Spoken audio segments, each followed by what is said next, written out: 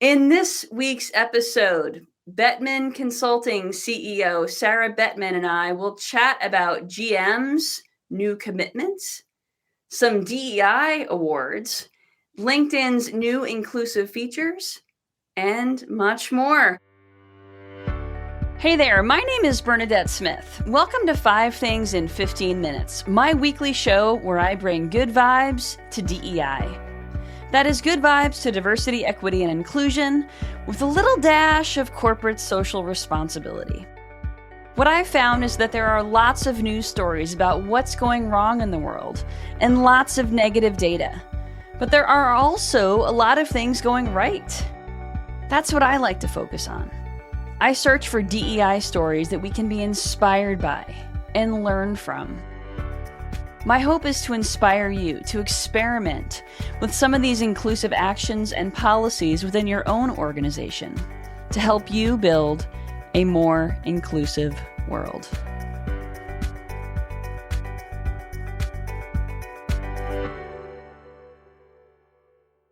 Sarah, will you please introduce yourself? Well, first of all, thank you so much for having me. I love this podcast. I love the positive reminder that there's so much good in the world. So thank you so much for having me. I'm Sarah Bettman, founder and principal of Bettman Consulting Group. We focus on the very early stages of DEI and focus on the mindset shift. So answering the question, why bother? So whether it's individual executive coaching, team development, or even creating cultures, which we have a bias towards being inclusive cultures, that's what we work with our clients on. Everything from creating the first resource group in the form of an inclusion council to doing the first scorecards, but ultimately answering the question, why bother? Because we have seen there's a gap in the market of people jumping to strategy because they see a best practice list, they see something and feel like they should do something, and they haven't wrapped their head around what it means for them. So that's what we do.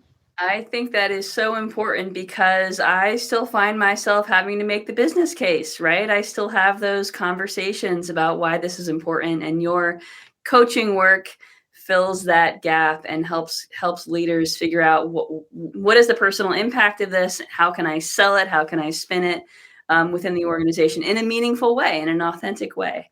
Does that sound right? Yeah, no, absolutely. And the leaders I work with are smart. They're smart leaders. So once they get frustrated or understand the problem, they have the solutions. They know how to apply, say, the work you do and the apps and the resources. I don't need to tell them to do that. So I'm really taking them to figure out for themselves and for their organization what's important. And once they figure it out, they run. And it really leads to authentic leadership that is not check the box, not as tokenizing, and really makes a difference for the people they really want to serve. Most of the leaders I work with really want all of their employees to be stoked to be work for them. They just don't know what they don't know. That's exactly right. I love that. Well, that sort of is a great fit for today's first story, which comes from GM. And I know you have a background from working in the Fortune 500. And what I think is really cool about this story is GM CEO Mary Barra has done some really cool stuff. But one of the things that I love is that their tagline, everybody in. And a quote from that I found in this article means that we're designing vehicles that will be able to accommodate people regardless of their level of income. People who purchase electric vehicles are going to have the ability to charge them wherever they are, regardless of location, thinking about the impact on the electrical grid, making sure that communities that are typically underrepresented or underconsidered are considered when these products are being made. And I think it's just really, really smart. Everybody in is a great value. It's a great leadership mantra. And I would love to hear how you would approach helping organizations who are earlier on live their values in this way. Yeah, so I think the first thing is everyone needs to look at their values. So you mentioned the Fortune 500. When I got the okay to build their DEI program, the first place I went to their values. Now, I probably should have looked before I pitched this, but I'm like, oh, phew, it's already written. Inclusion, people, those kind of things are in their values.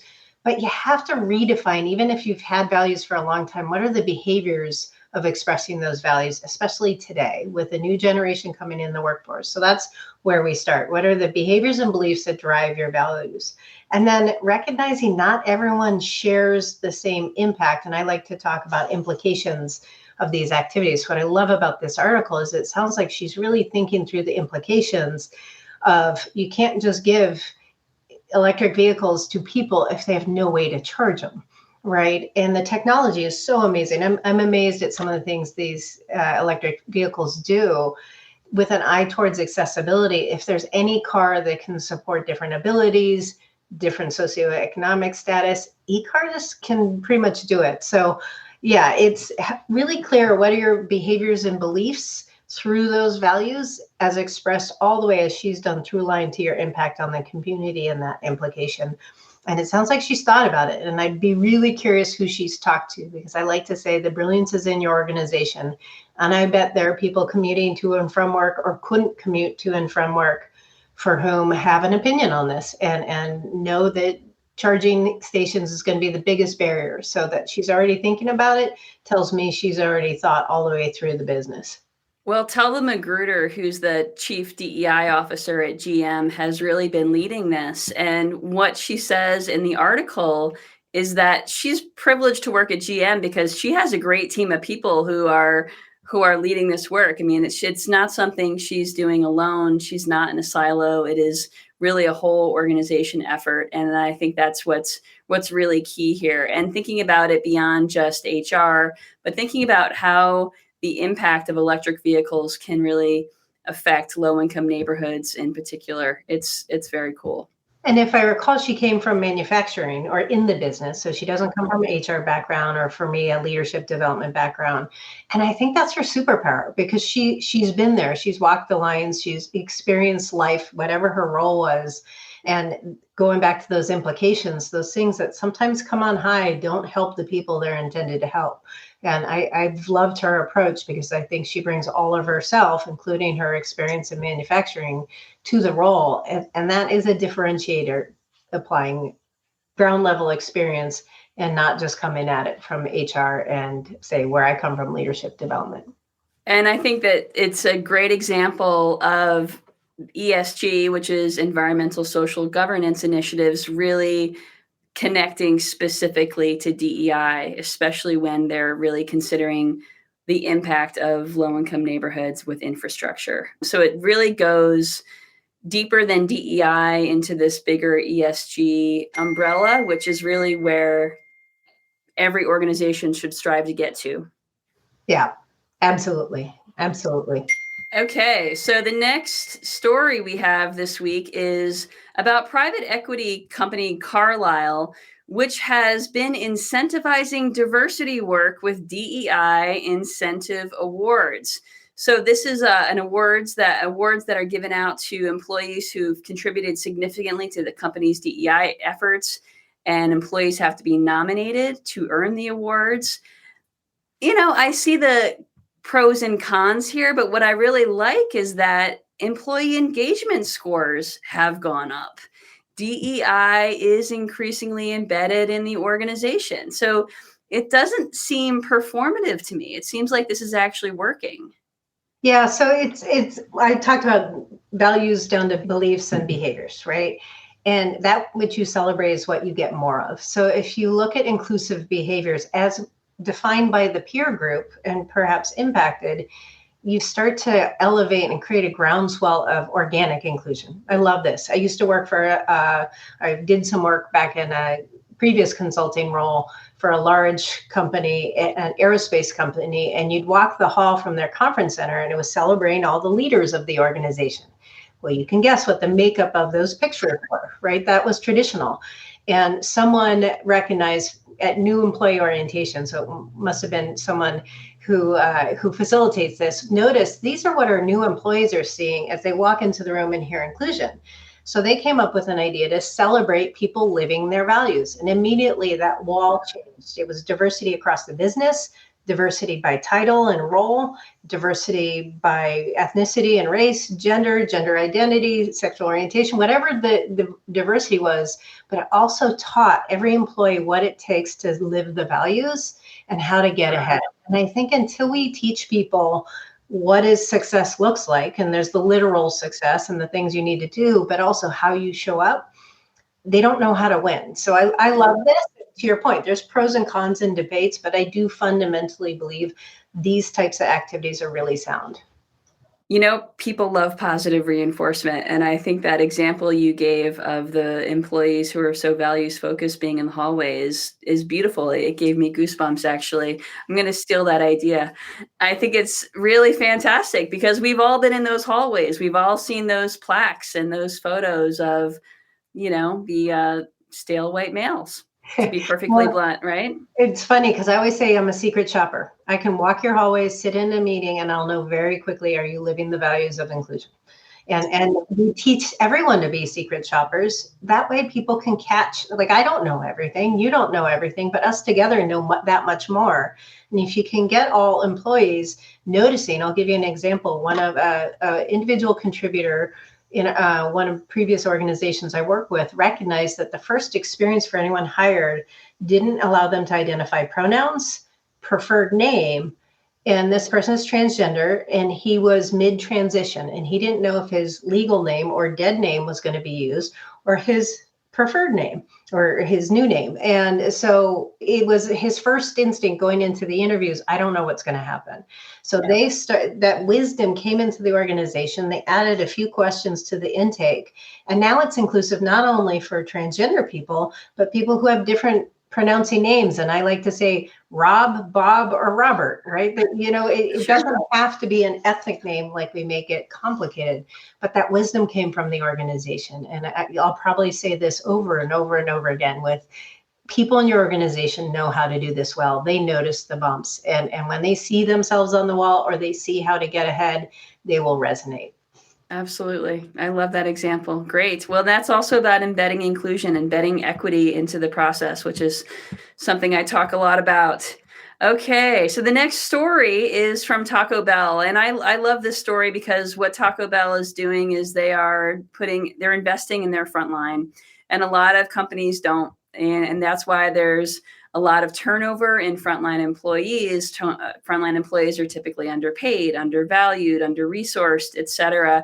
But Taco Bell has created a program to help employees become store managers and ultimately franchise owners. They have a whole business program that they can take. It's fantastic, and it's a great way to create equity, especially for BIPOC folks who typically are the ones in these positions. Oh, I love this so much. Every organization I work with has an hourly workforce, whether it's in a warehouse, drivers, or in retail spaces. And they usually get crammed into the DEI numbers. And I recommend keeping them out because of that high turnover. But they're a pool of diverse talent. They're already bought in. If you can create bridges for them to accomplish their life's goal, their career goals, you've got a person who wants to be with you for life. And I'll tell you, as much as they say the previous or the upcoming generations don't want to work, it's not that. They want to work in a place where they can make a difference and achieve their life goals. They're much more values based. And when you connect at that level, you have a forever pool of talent that will fill every role for the rest of your existence if you do that well. Well, and absolutely, those folks are more diverse. It's a great way to increase diversity by promoting from within. And those folks, particularly Gen Z, they want to see the path forward. They want to see where they can go within the organization and what opportunities there are for career progression. I mean, I think everyone does to some extent, but I think that it's something that when there's that kind of focus, I think it's only going to help everyone. Exactly. Okay, so the next story comes from LinkedIn, which has added some nudges to its recruitment platform that is reminding recruiters that their talent pool is unbalanced. So if a recruiter has created a job description and the people who are applying are from unbalanced in terms of gender, then the LinkedIn app is going to nudge them and recommend skills, locations, and companies as new filters to improve the gender balance. I love, love, love this. Technology can be a wonderful thing. I actually the jury's out for me. I have concerns going back to the mindset. If someone wants this and has done their work and is emotionally intelligent enough to know what the message is and what's received through those nudges, it'll be great. But I'm curious. I got to watch it, see what happens, because I'm afraid it actually might cause more harm than good. So jury's out for me on that one. That said, I do believe in every HR process, you build bias interruption into the process.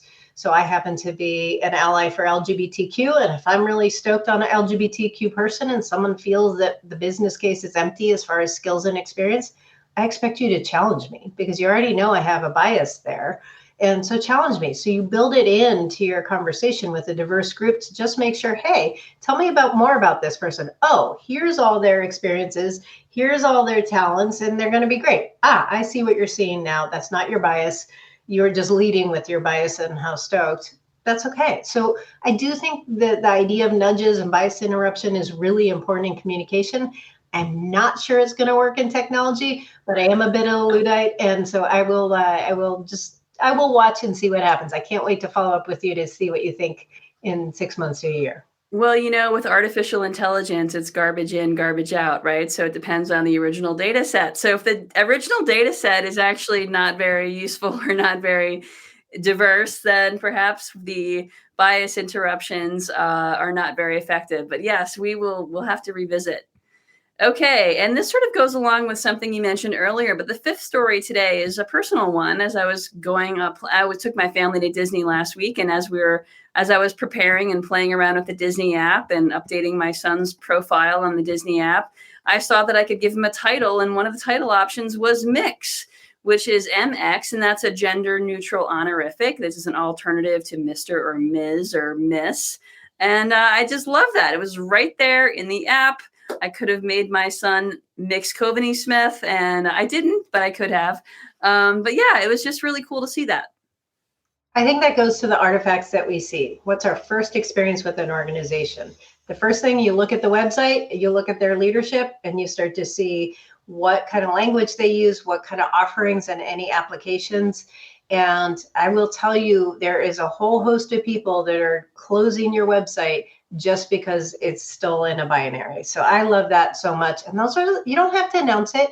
You don't have to make a big splash, just do it and make it an option. And that's one thing that's important to me, at least the stage with the clients I work with, that DEI is a fog that permeates the organization. So people wake up and all of a sudden go, wow, that's different, because these things start popping up and there aren't grand gestures and announcements across AP. They're just there. And so the people who notice them think they're great. The people who could care less probably won't even notice them. So I do love that. And I think for every organization, what are the subtle ways that you can show inclusion without the fanfare is going to be way more powerful than anything that requires a lot of fanfare and a press release. I completely agree. And that's a perfect example of that. It's probably a very small change to the database that allows them to update this. And we see some software companies already having built this into their technology. HR companies, for example, Workday, I think, has it built in. So those are the types of things that I love to celebrate. And, if there is fanfare, by the way, Sarah, people might hear about it on 5 Things in 15 Minutes. So I don't mind a little fanfare because I do need stories, but I think the subtle approach is very effective internally. Thank you so much for joining me for this conversation today, Sarah. It has been a real pleasure. How can folks find you? What's the best website or place to find you online? Yep. You can find me on LinkedIn, Sarah Bettman. You can find me at www.bettmanleadership.com. And there's some information about the work we do there. So those are probably the 2 best places to find me right now. Awesome. Thank you. Again, this is Sarah Bettman from Bettman Consulting Group. Really psyched to have you here today. Thank you for joining me. Hope everyone out there watching, listening has a great week. Take care. Thank you, everyone. Bye, everyone. Thank you for listening to 5 Things in 15 Minutes. I hope you found yourself inspired by at least one of this week's stories. If you did, would you mind sharing it with a colleague and leaving us a review on your favorite podcasting platform? And if you don't already get my 5 Things newsletter, join at 5thingsdei.com. I'm Bernadette Smith, and I'll see you next week right here for 5 Things in 15 Minutes, bringing good vibes to DEI.